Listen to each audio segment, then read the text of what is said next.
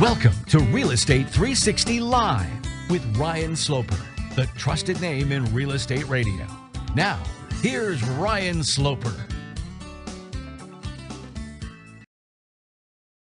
Welcome, everyone, to another edition of Real Estate 360 Live. I'm your host, Ryan Sloper. For those of you not familiar with our podcast, we do a show each and every week which brings you the good, the bad, the ugly with all things real estate. We don't just talk about, whether home prices are going up and down. We talk about the economics behind things and give you a good foundation to understand what's actually taking place in the market, how, economic reports such as the unemployment rate, whether it's CPI or PPI, all those things, how they can affect interest rates, how they can affect home prices, home affordability. We're going to give you the skinny on all these things. And it's a show really to kind of try to break these bigger concepts down on a more elementary level so that, the everyday person can understand. I mean, a lot of what's pushed out there, is hard to understand. It's misconstrued most of the time. And we just really want to give you the real talk here. That's mainly what our show is all about, is about bringing you the information that can arm you to help you make educated decisions. We obviously ran this program as Real Estate 360 on CBS for over 2+ years. We've now launched onto iTunes. Just recently we were able to get that finally up and running on iTunes, so you can search us on iTunes at Real Estate 360. You can also go to the website at Real Estate 360 Live. Joining me, as he does every week, is Louis Camerosano, who has his own blog at smoggled.com. That's SMAULGLD.com. He's a former school teacher, a former attorney, and a former general manager of a major real estate portal. He's often cited in the media as a real estate industry expert. He's been cited in Forbes, Wall Street Journal, Fox Business, Smart Money, MSN, and numerous others. Louis, how you doing today? I'm doing grand, Ryan. How are you today? Oh, I'm doing fantastic, Louis. We've had a lot transpired over the last week. We have. So this is gonna be a fun show to kind of dive in, and I guess one of maybe the first places we can start is the census, taking the employment numbers back when the election took place back in 2008. The employment numbers mysteriously dropped down 0.3% from like 8.1 to 7.8, if I remember those numbers correctly. Does that sound about right to you? That is correct. Okay, so they dropped down about 0.3% mysteriously out of the blue and you and I did a show way back when, and it's not news to anybody that's been listening to this podcast that I felt all along that a lot of these reports have been manipulated, and there's just no way that this is actually what's going on. Very interesting because people actually do rely on these reports to be somewhat accurate. Wall Street, traders, they're the main ones, but that has a direct impact on where interest rates are going. And at that point in time, it probably had a pretty significant impact on the way people voted at that period of time. Sure. Interest rate under 8% was a symbolic number. It looked like the president had started to do his job on getting the unemployment rate down. But now, knowing that this has been going on then, and it was probably done even before then, how can anybody put any stock in any of these damn numbers that they throw out there? To me, they're meaningless at this point. I actually did a video the other day that, I send out daily videos on homes that are for sale in my local area, and I said, you know what, strip all these reports out. You need to really start making decisions just based upon yourself. You can't worry about really what's going on around you that much if you're watching the news and reading online articles and all that, because so much of it is just crap these days. I mean, the simple fact that if the census basically came out and I read a bunch of articles, and then they said that they have this very very stringent guidelines that they have to at least get a hold of 9 out of 10 households that are targeted and report back the job status of those. Well, those are random people that are selected there. And then it's 9 out of 10. And then we find out that the way these were done was that if they weren't able to get a hold of the people, that they could just mark it down as the same as it was before. So, I mean, to me, the numbers, the way that they even create these statistics is a joke.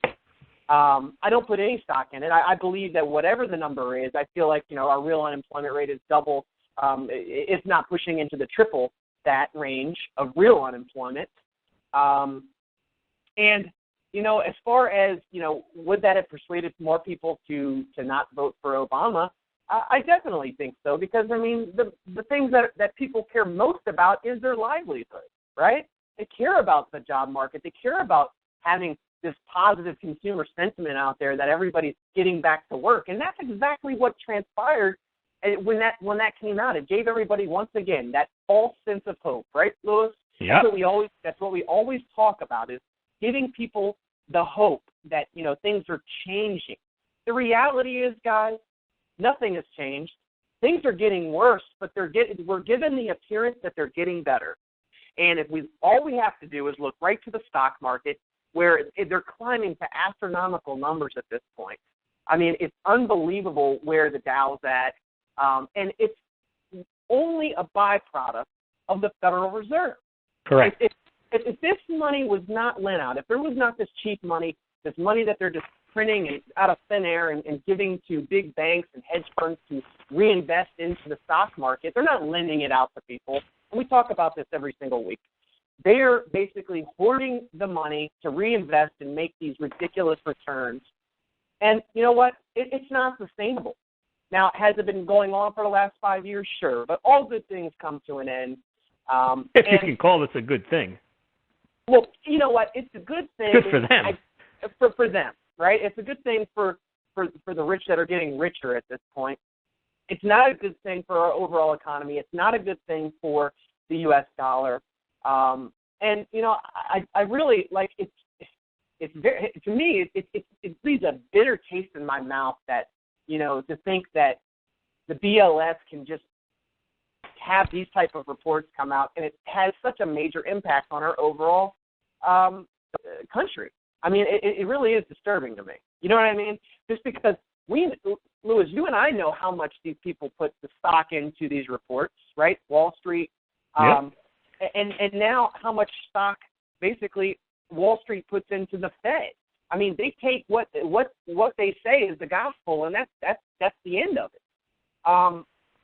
What are your thoughts on that whole issue? And what do you take away from these reports that come out from this point going forward?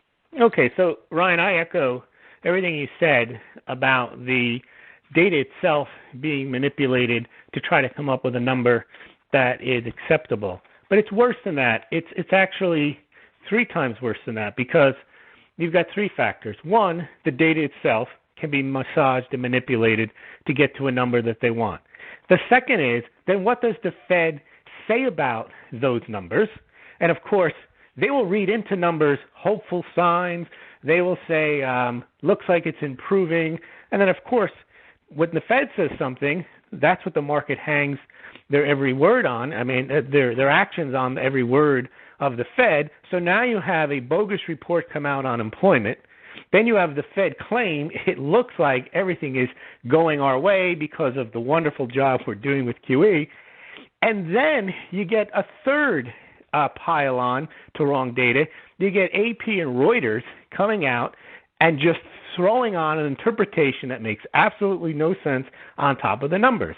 And the one that I always harp upon is how AP and Reuters, and of course then all the news goes through AP and Reuters down to the smaller news outlets, talks about how when there's lower initial jobless claims, somehow that means the employment situation is improving.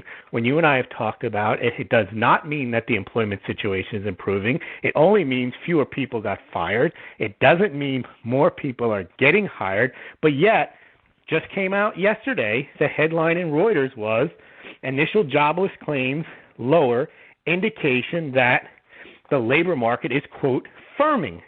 Now, that doesn't mean that. It just means fewer people got fired, and that number is about 330,000 week in and week out. That's a lot of people. And the number of people that got hired is rarely over 200,000 in any given month. So you're losing 330,000 jobs a week, and they claim that somehow that means that the labor market's improving, and they don't point to the labor participation rate. which has been down and is now down to all-time lows. So the labor market is not improving, but yet you start with the falsification of the labor statistic numbers that show something supposedly good. Then the Fed presidents come out and then they hang on it and they say, oh, you see, labor is improving. And then you get the media to do their bidding. And the other thing, this I find even more astonishing, is they can't leave it at that. It seems that Reuters is aware that if you don't believe the labor number, and if somehow the Fed needs ammunition to continue QE, because if labor is improving, now the Fed can say, see, we've done our job, maybe we can taper, they're going to start worrying about inflation.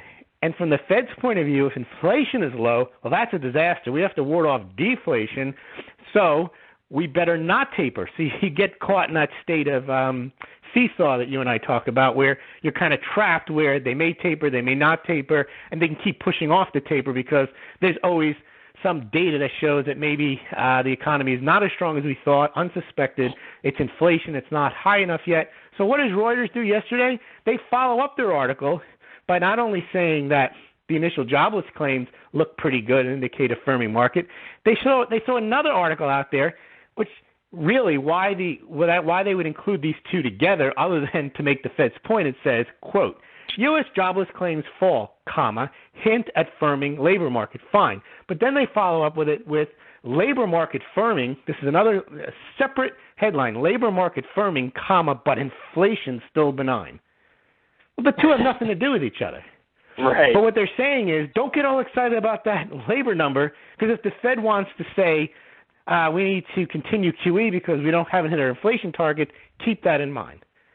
So it really is an entire game designed to make you think what they want you to think. Not just that things are getting better, because they don't want you to think things are getting so much better, because then you'd ignore the Fed. They want you to be reliant on what the Fed's decision is as to whether they're going to do QE or not, what their monetary policy is going to be.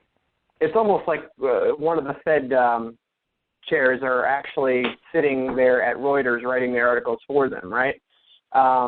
Just pumping out this stuff. I mean, it doesn't make any sense. And it's like you said, the mainstream media here is just, it's unbelievable, the stuff that they're putting out there. But once again, this is exactly what people read on a daily basis, and it's a brainwashing that's taking place. Oh, clearly.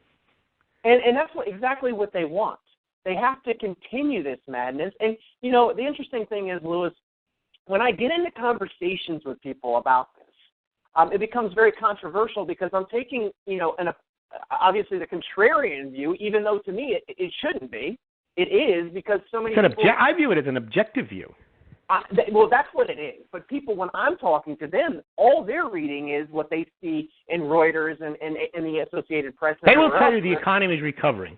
They have used the word recovery. The economy is recovering. Recovery. We're in a recovery. The recovery this, the recovery that. We can't ruin the recovery. What recovery? Yeah, I'm telling them that the only reason that the Fed continues to play this game back and forth is because they're basically trying to avoid an all-out depression. You know, I was reading an article on Forbes, I believe it was, about the latest Federal Reserve minutes that came out, and we'll discuss those in a minute. But there was a great comment that was down at the end of the article, and it was basically one of the quotes that at the end they chose to give themselves a little more time to see how the economy plays itself out going forward. Everybody knows how it's going to be playing itself out going forward. Nothing's changing. Employment's not getting better. But then he put the highfalutin translations of what that meant is, we are trapped between triggering a depression today Correct. or hyperinflation tomorrow. As we have said, and I wrote in The King is Trapped, the Fed's no exit dilemma, that's been the case. And the more they extend QE, the more that is true. Absolutely. And they don't have a choice. Lewis, you and I discuss this all the time. They don't have a choice. And the funny thing is, in the language of the Fed minutes, so the Fed minutes basically came out and said, this is from their October meeting, in which they decided to keep quantitative easing going in full force. They have no intentions of pulling it back right now, but they continue to say, well, it looks like the labor market is improving like we thought was going to happen, but we need to continue to see more data. For the last 5 years. Exactly, so that it's going to, make sure that what we're seeing this 1 month is a continuing trend.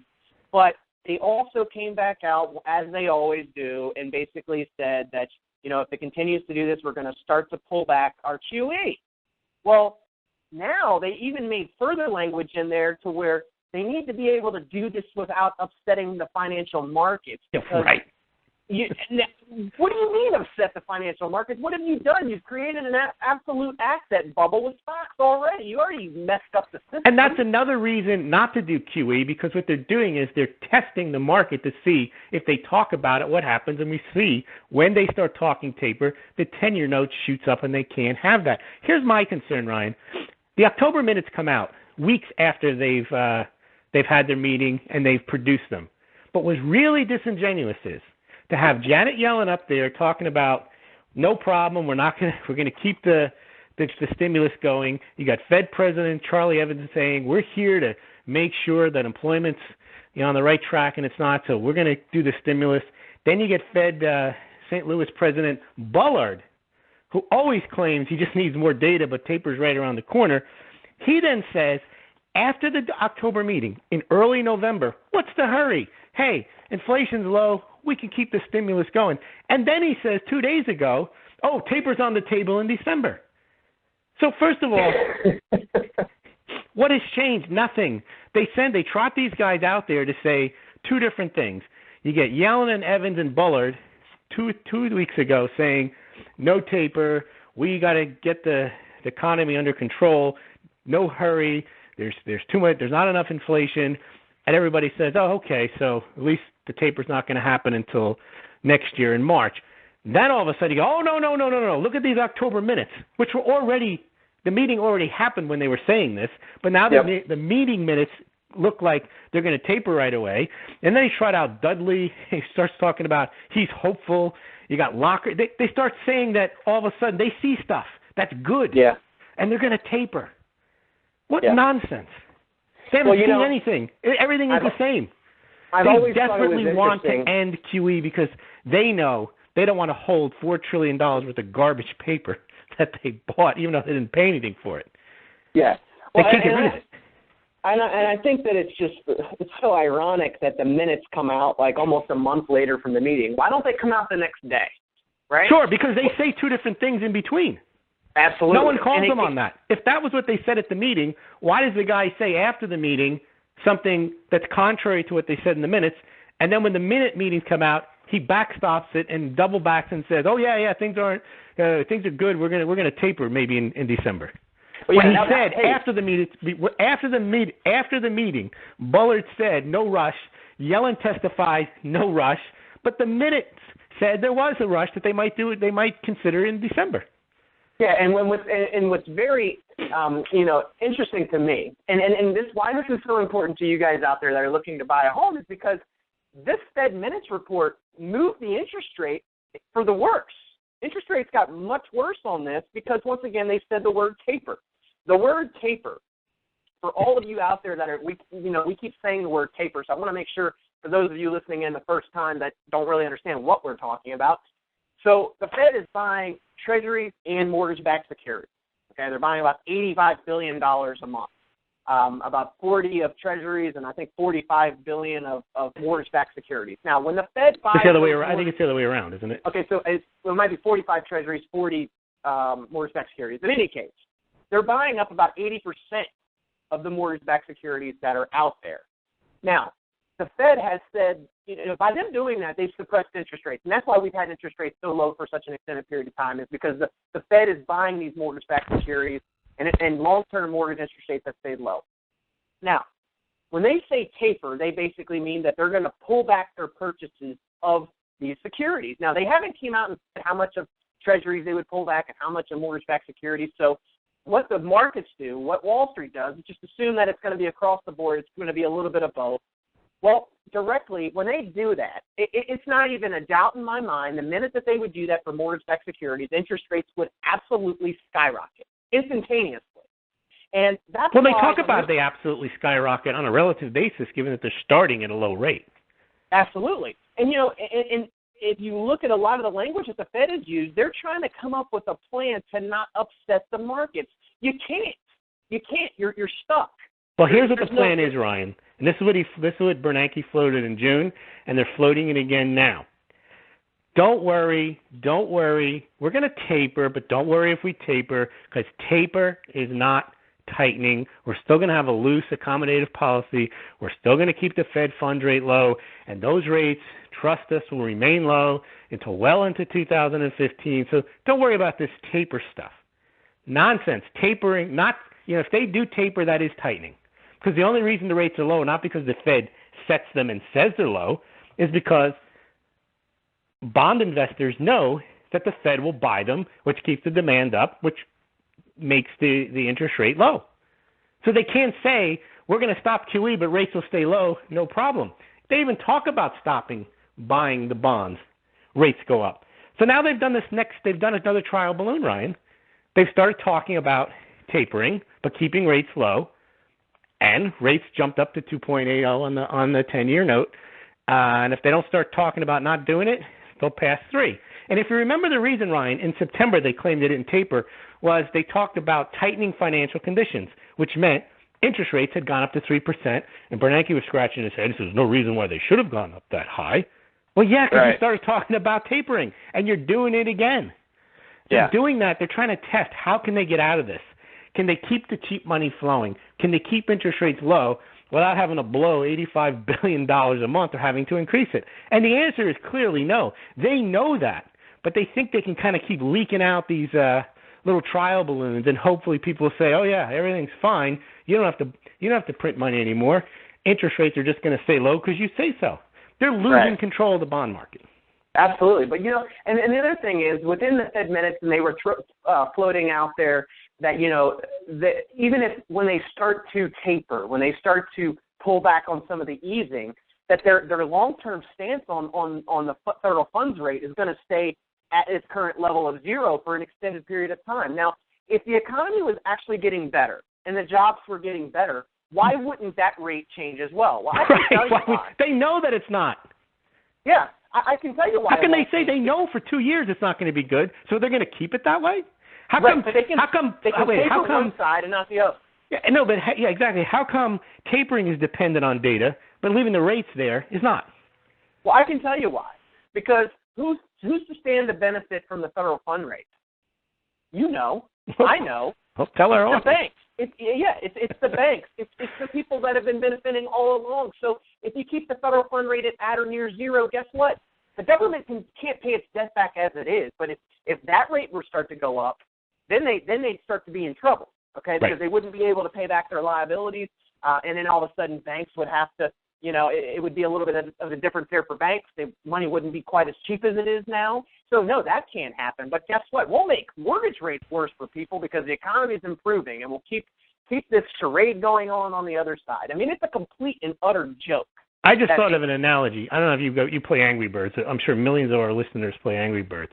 And you can get pretty good at Angry Birds without using all of the boost-up features. Okay? Right. But if you play Angry Birds and you just buy all the boost-up features, you could do really well. If you take those features away and you try to play the game without it, you can't. You just don't attain the same level of what you want or the way you were playing without those boosted-up features. So they take the QE away. They can't maintain the low interest rates. They can't maintain the illusion of some kind of recovery. They can't keep interest rates low. They can't get this phony housing recovery, price appreciation to continue. They certainly can't keep the stock market at these levels. And now they're trying to say that keeping these rates low and having QE, and even if we don't have QE, we just keep interest rates low, that helps the job market. How? Right. It doesn't. So we are living in an entire farce economy, and it's becoming clearer and clearer, except I do have to say, Ryan, it even impacts me, and I think you're on track. You're immutable to this. You think they're just bluffing and they're never going to taper. I start to listen to them saying, yeah, they really do have to stop this. And they talk about stopping. I start to think, well, maybe they'll try to stop it. I think maybe they'll try. They'll get their clocks cleaned, and they'll reverse it. But I still think they have some credibility, a lot more. They have none with you. They have a modicum of a very small amount with me, and they get tremendous credibility with everybody else. So people are thinking, oh, maybe they're going to pull the trigger on the taper, and they'll just keep rates low. And so what's the worry? The only way that they would ever gain credibility with me is for them to make a decision to actually do something, but they won't. They won't. No, they'll have these talks back and forth, and exactly, it's lip service. It's this exactly Hamlet kind of dialogue with themselves. Years. Yeah, for 5 years we've had lip service. We've had false economic reports. We have reports that are meaningless. Reports, that show us that our overall economy is improving when it's not. It's a cover for them to do what they want to do, which is print money. And now that they don't want to print money, they realize, wait a minute, we don't have a way out of this. We have to print money. Yeah, and the only way out of it, because they've already basically essentially started printing this money, is for them to start setting preconditions for these banks to have to lend it out to people. But they won't do that because guess what? Inflation would kick in. And that's why you don't really have consumer price inflation to the levels of that money hasn't been unlocked. And they know that. And it's basically, so if you just keep letting the big banks hoard the money, reinvest it, pump up the stock market, everybody feels happy-go-lucky that they don't really have to do anything, and then they'll just keep talking back and forth. It's a yo-yo. It's just a yo-yo effect. It's back and forth, back and forth, back and forth. And at the end of the day, what really is going to hurt at the end of the day is the U.S. dollar, and it's just a matter of time. Now, so many of you guys are out there like, okay, you guys are, this is all kind of doom and gloom, and I'm not trying to paint that type of picture. It's just kind of the objective view here of what's going on, and the long-term view is not very bright, okay? But how can you take advantage of this? I'm telling you guys today that whatever you can possibly do, try to get yourself, if you can buy an investment property, buy one. If you can buy a primary residence at these interest rates, then do it. Take full advantage if you're able to, because I promise you, when this stuff hits the fan at some point, we're not going to see interest rates nowhere near the levels that they're at today, okay? Now, could this go on? Could this charade go on for another 2, 3, 4, 5 years? Well, I was convinced before that it couldn't happen, but at this point in time, I think that it can. Okay, I know that it's not happening on Obama's time. I've been quoted on the record saying that how many times, Louis? It's not happening while he's in office. So that's going to buy us at least another almost 2 years. Okay, but after Ryan, that, you might want to rethink that. You may want to rethink that because Obama is now on the skids and he doesn't have the political capital, perhaps, to push his agenda. Where they may want his presidency to collapse because of an economic collapse. Well, potentially, and let him take the fall for it, and along with Obamacare and everything else. Potentially. Yep. I mean, they can just finally throw him under the bus and say, look, you're incompetent, you didn't know how to run a website, and you certainly don't know how to run an economy, and they go ahead and they give up the game and they stop at the QE, and they allow the economy to collapse. And they have some other plan for special drawing rights if there's dollar problems. Who knows? But, Louis, let me ask you a question. Every time something like this comes up, what comes out of left field? Something else. Right? Oh, of course. There's always an excuse to taper. There's always an excuse not to taper. But I think, Ryan, I'm getting to the point where I'm seeing, I don't think that they're saying that they want to taper QE because they think the economy is getting better. They are starting to say publicly, not just one or two of them, the hawks, they're all starting to say, this can't go on forever. They are nervous, and they do want to stop the QE. I think they want to stop the QE. They want to keep the easy money going. They're trying to figure out a way how to stop the QE, and they haven't figured it out yet. And well, you know what? I can kind of tell you what I think what I think will happen. I think what they're going to have to do, and there's already been kind of a rumbling. I don't know if you heard about an investment firm that was willing to come in and buy like 10% of Fannie Mae. Okay, a private investment firm. So if they can somehow tie back into the private sector, into these banks, for them to start buying all the mortgage-backed securities instead of the Fed buying all the mortgage-backed securities and treasuries, then they can start to have an exit strategy as long as they have a buyer on the other side, right? What's going to happen with the student loans? They're going to start monetizing those and they go bad? It wouldn't surprise me. Once they think they've got one bubble, one point of flood in the dike plugged, and that student loan thing they're all in delinquent worse than they were worse than the housing subprime mortgages were. Okay, so if you were looking at one key statistic and you wanted to know about jobs, what would be the key indicator? Student loans? Wouldn't that be one of the easiest things to look at? And how many people are defaulting on student loans? That would tell you. Well, why are they defaulting is the first question. They don't have jobs, because they don't can't have a pay. Job, or they don't have a stable job. Or they have a part-time job, right. When has the Fed ever said anything about that? When has the media said anything about that? I've been talking about how the plight of the millennial, and I have an article coming out tomorrow, is really what's holding the economy back. And the reason the millennials are in such trouble is because QE puts them there because it doesn't help the job market. They can't save money. And so QE saving is discouraged. And because of QE, we don't have these huge failures where the pieces can be picked up and the assets can be then reallocated to people who may be able to do better with them. And oftentimes that could be a young entrepreneur, or if it's not a young entrepreneur, somebody else who picks up the pieces and then makes better decisions and can hire people to do better with the assets that have gone under. So when you liquidate malinvestment, those good things happen, the creative destruction concept. But when you have QE, all you do is you keep the established people, many of them losers, economic losers, in place. So then there's no way for the young people to get into those positions. There's no way for them to save. And then they've got student loan debt, and now they're being asked to pay for Obamacare so the people, the older people, can have better health care. So QE has totally screwed the millennials out of any economic opportunity. Yeah, I agree. Where's their bailout? I mean, who's going to pay for and there will be a bailout. Or maybe there won't be. Maybe they'll say, just like they did with Lehman, we'd like to help Lehman, but we just don't have the tools. Because we've blown it all on QE. The only thing that QE has done is allowed for these big banks to be able to pay out $13, $14 billion in before fines. You get there, just to stay in business. Yeah. They've convinced us that those banks are essential to survival of the world, and without them, you just don't exist as a person, so we better keep them going.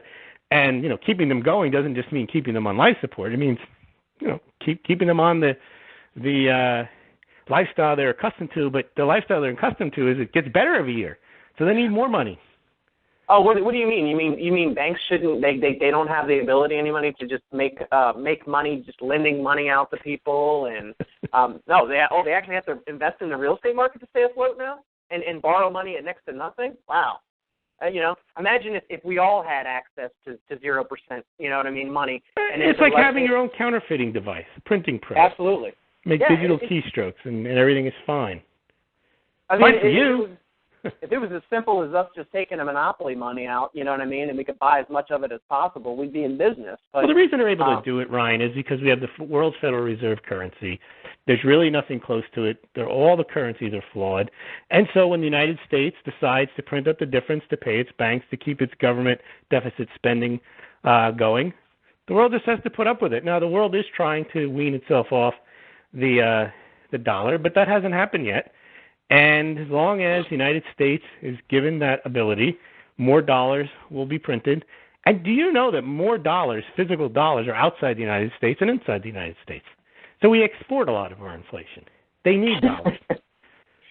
Not surprising. And that's why they can say, hey, what's the problem? Fed monetary policy, don't call it money printing, is not inflationary because, look, we don't have inflation. And then, of course, they manipulate those numbers too. Yep. Yeah, and I want to kind of to segue, transition from here to another article that was in Bloomberg. So obviously we know what QE has kept a low interest rate environment, right? So we also have had a shortage of supply in at least a lot of the metropolitan areas throughout the country. There's an article on Bloomberg. A shortage of what? Inventory, you mean? Shortage of inventory throughout. Of housing inventory, okay. Of housing inventory throughout the United States. And specifically in metropolitan areas, there's really been a big shortage of housing there, right? So there's an article that says that Americans recover home equity at record paces. And it went in and it was cited, I think that the source here was Zillow, and it showed that in the third quarter, about 10.8 million homeowners were underwater on their mortgages, down from 12.2 million in the second quarter. which basically that was a drop from 23.8% to 21% of the from the overall. Now, granted, you have to take these numbers somewhat with a grain of salt because it is based on Zillow's estimate, and who knows what actual numbers they're going off of, if they're going off of the Zillow's estimate, which is basically what their proposed is, because a lot of times that can either be under or over the amount. So let's just still say we're hanging in there at about 1 in 4 underwater, right? Let's just assume that these between numbers 1 in 4 and 1 in 5, right? Exactly. So 1 in 4, 1 in 5. But I went in and dove further. Which, by the way, Ryan, that's enormous. It's ridiculous. I mean, it's right up there still with where we're headed with student loans and everything else. Yeah, and the reason they want to get them higher is to pay back, to bail out those people who bought the homes, which is another thing that millennials get screwed on, is because if those houses stay low, maybe they have a shot at buying them even if they don't have a job and they're not able to save money. But if you can't save money, don't have a job, and prices are too high, you're priced out of the market.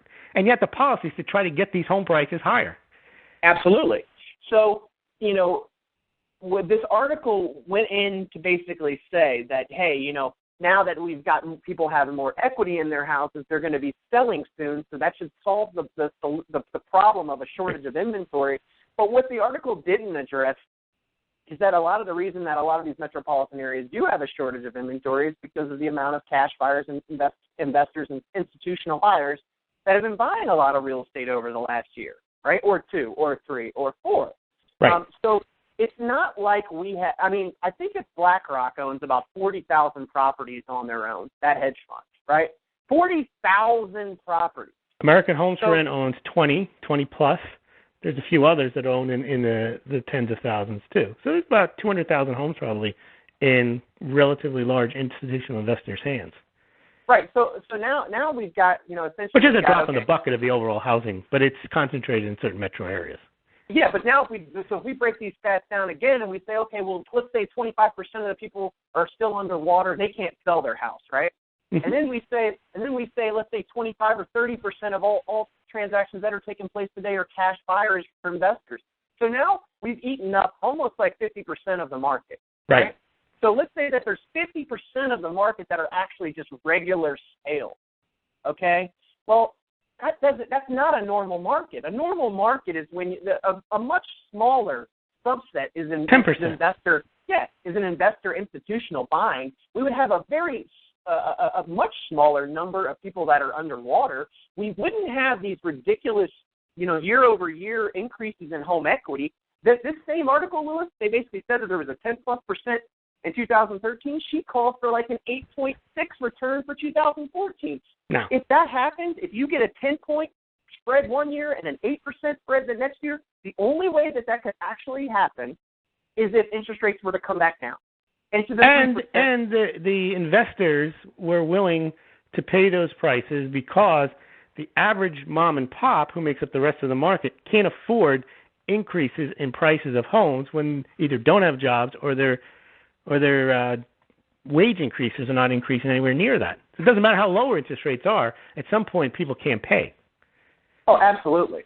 And I mean, I just, I think that once again, everybody's thinking, okay, great, we're on board. The Fed basically says, hey, we're going to taper here in the future. So that now means, hey, I got to jump into the housing market because it looks like interest rates are going up. And this is actually a daily discussion that I've had with many of my clients over the last couple of weeks. Is they're like, well, hey, did you hear what the Fed said? And I said, well, hey, have you been listening to my podcast lately? Because I've been, I've been talking about this for years at this point. Which is a great service that you're providing, Ryan, because they can actually, they don't have to believe everything we're saying, but we're giving them far more information from which to make a decision on what they might do. Well, and Lewis, we're telling them whether they like what I'm giving them, whether they like what I'm saying. It doesn't really matter. But you know what? I'm at least breaking down what the media is putting out there and at least giving them the other perspective, whether they want to believe it or not, right? And nobody out there really, whether real estate agents, mortgage professionals, it's always a rah thing, like, buy now, buy now. The housing prices going up are somehow a good thing. And for the only person the rising house price is good for is an investor who bought low or somebody who's already got a house. But if you're trying to buy a house, that isn't a good thing. Yeah, and how many people out there are actually in a situation where that's what they're doing is buying and flipping houses? I mean, I'm doing that, right? And see, this is the other thing. I look at things from the perspective of, look, I have a real estate license here, right? I manage a mortgage company. I do buy and flip houses. So, you know what? I'm not just saying this stuff. I'm actually living and breathing this stuff.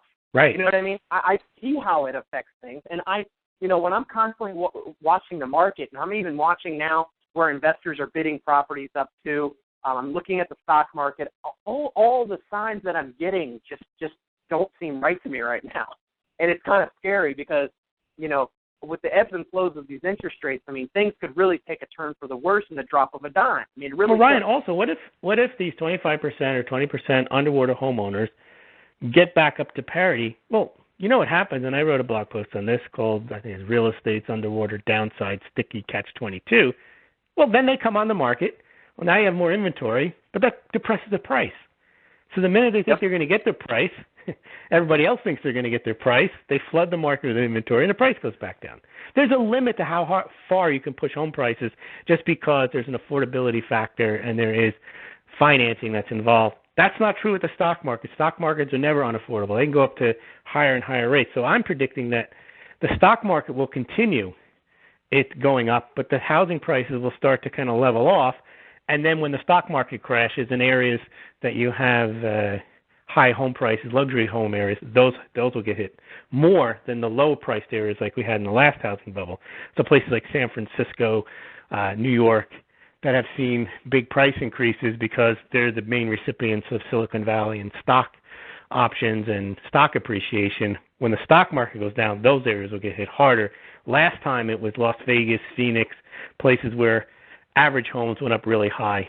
And they'll get hit too because investors, if they're not seeing a return in Phoenix or Las Vegas, and they've got 6,000-7,000 homes there, they know how to dump and write it off. Yeah. They'll sell, they'll sell at lower prices. Well, the thing that I'm saying too, Louis, that's kind of scary, right, is that we are a consumption-based and in debt economy. So 70% of the GDP, which there's nothing produced, but is buying stuff. That's right. It's consumer spending. So the thing that scares me is that, I hear what you're saying, where not as many people are going to buy at these higher price levels. However, I do see a lot of people already starting to stretch to say, you know what?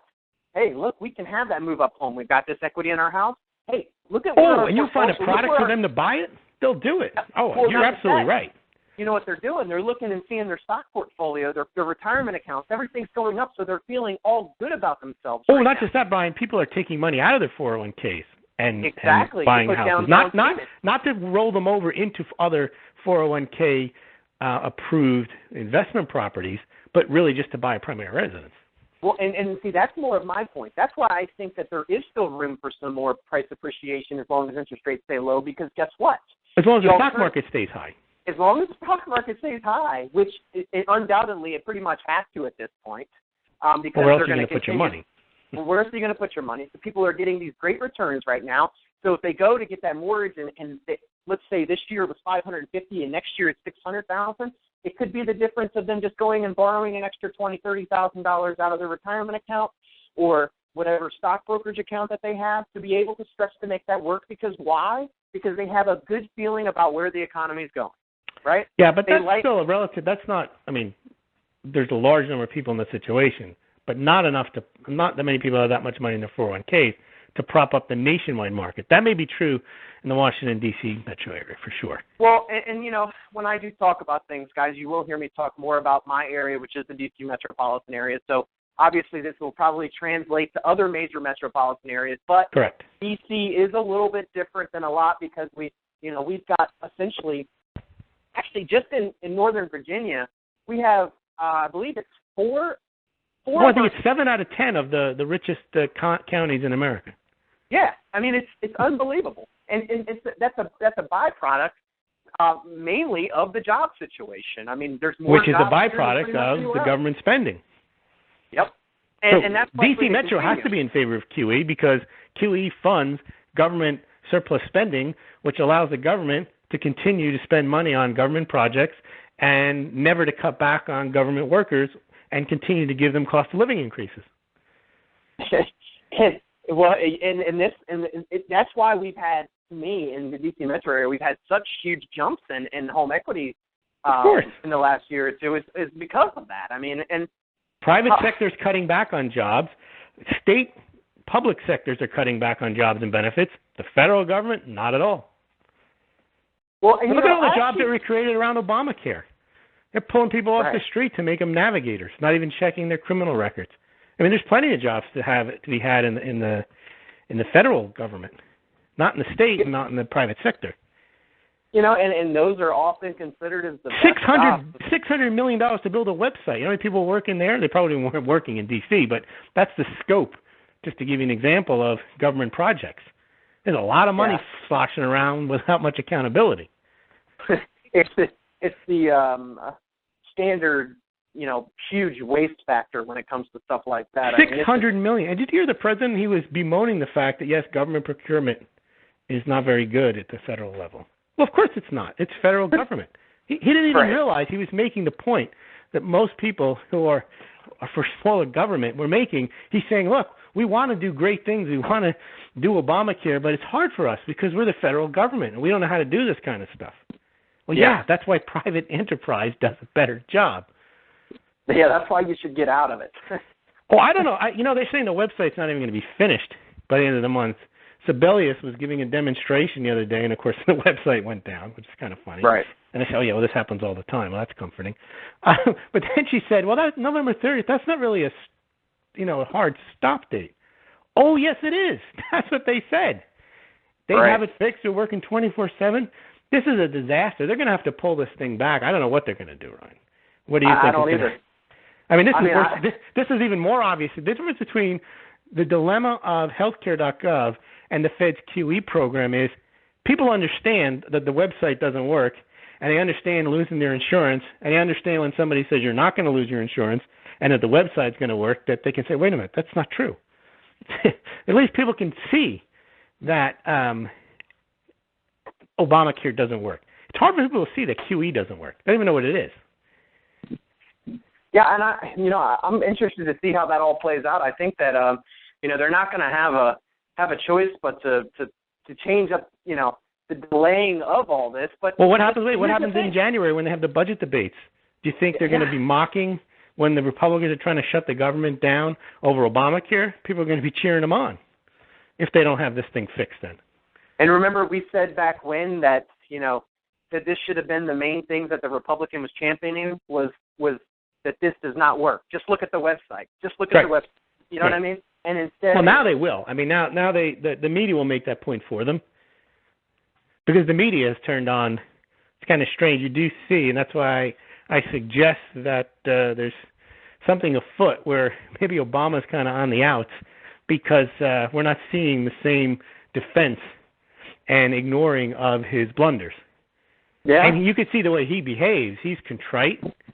He looks beleaguered, and there's no two ways about it. And it doesn't seem like there's any plan to rescue him. And you had those 30-some-odd Democrats vote against him to kind of make some adjustments with the Republicans on the Obamacare.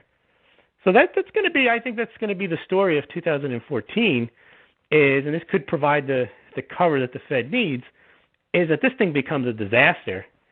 And, if people start dying because they can't arrange their coverages, right. That's a very big deal. Yeah. You had the Bush lied, people died. Well, they're going to start with the same I don't say it's nonsense. They're going to start with the same type of sloganeering with Obamacare. Now, you know what will happen? The Fed will step in. This will be labeled QE infinity, and they'll basically just pay for everybody's medical care as well. Well, sure. They won't call it QE. They'll call it something else. They'll say that, someone has to act. The federal government can't act because they'll blame. You see when the Fed has already set up a defense, they say that what's holding the economy back now is not the Fed and its QE policies, or not the Fed and stopping QE. It's the dysfunctional fiscal policies of Congress.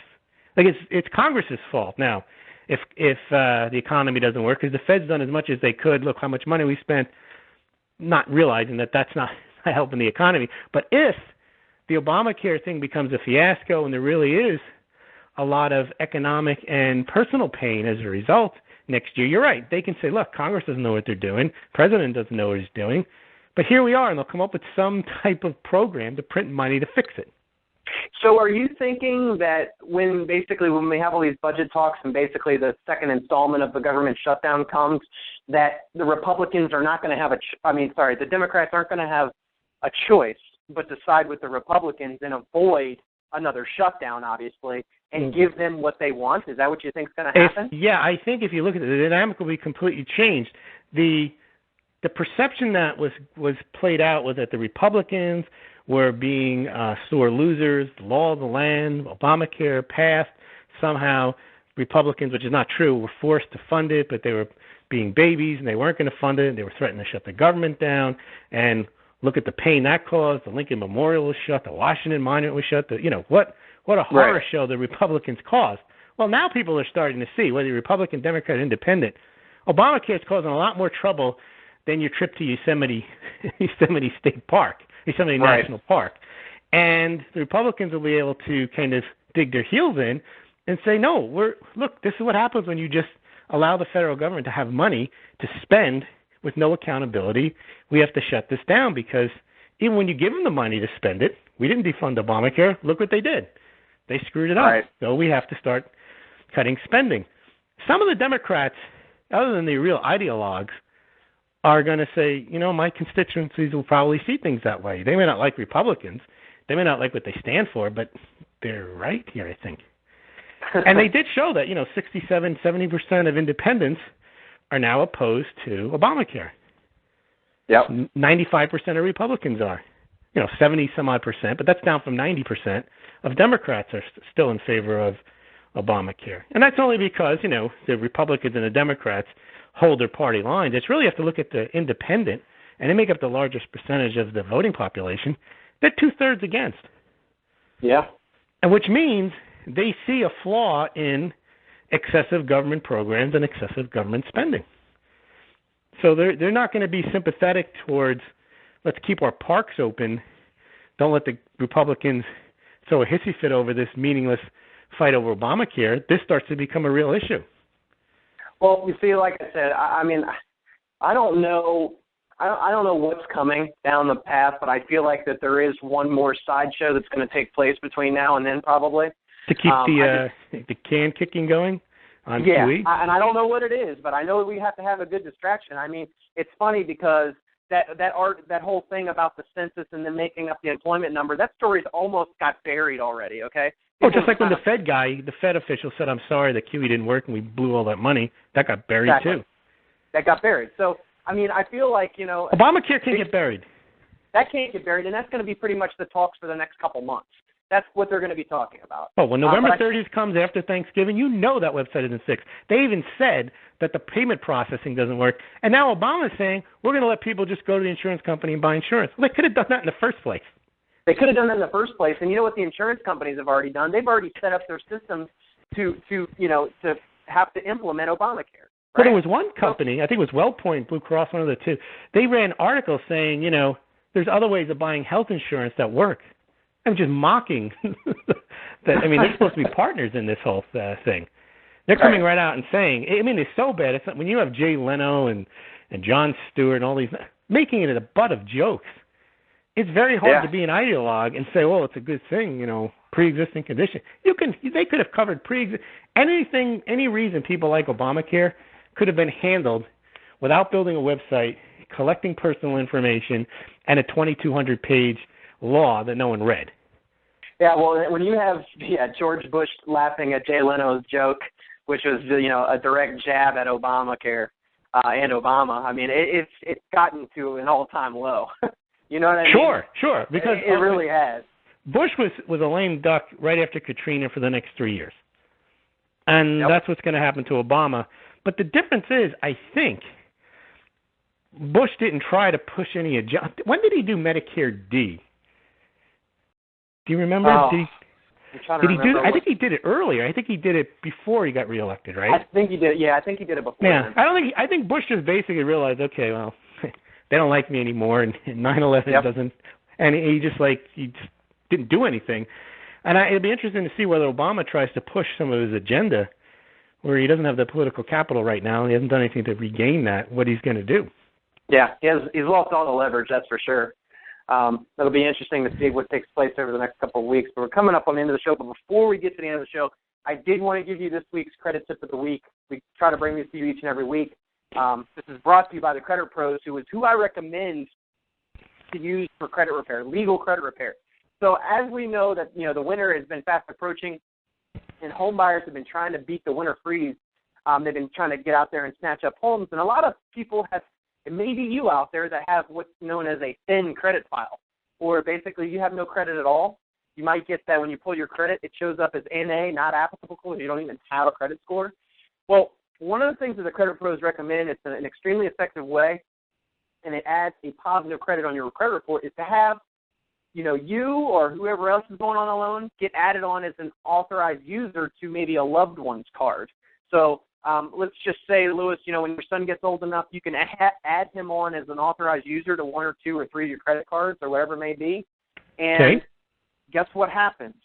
That next month when it gets re-reported, he gets all your past history showing up on his credit report as if it's his.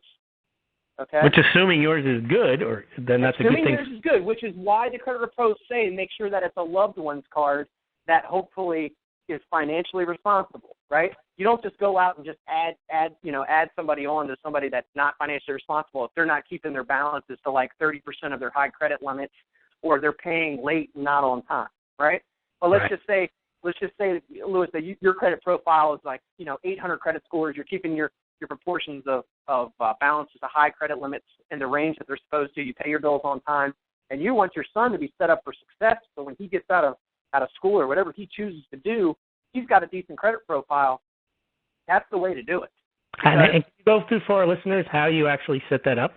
Is it just all you have to do is a simple call to your credit company. You say, hey, I'd like to add my son, daughter, whoever it may be, to my card as an authorized user. They'll basically get their information, their social and everything. They'll send out a card. Now, here's the best part. Like, let's say you don't want that person to be able to use the card. You can still set them up as an authorized user. You don't ever have to give them the card. Wow. So, because they don't know who made the purchases. They just see the activity on the card, on the purchases and the payments, correct? Well, actually, there would be, it's on the same account, but there would be 2 different accounts, almost like a sub-account. You know what I mean?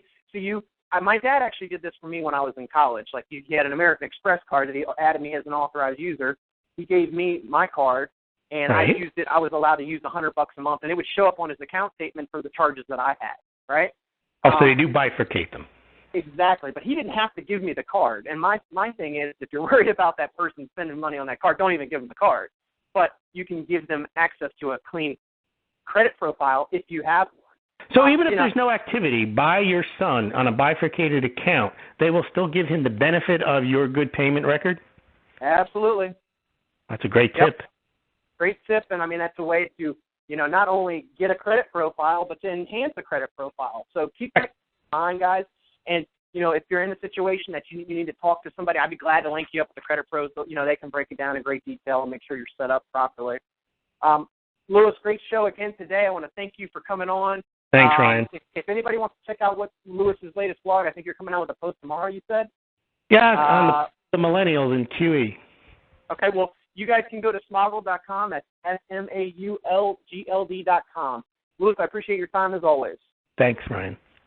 Thanks, guys. We'll be back again next week. If you have any questions in the meantime, check us out at realestate360live.com. Take care.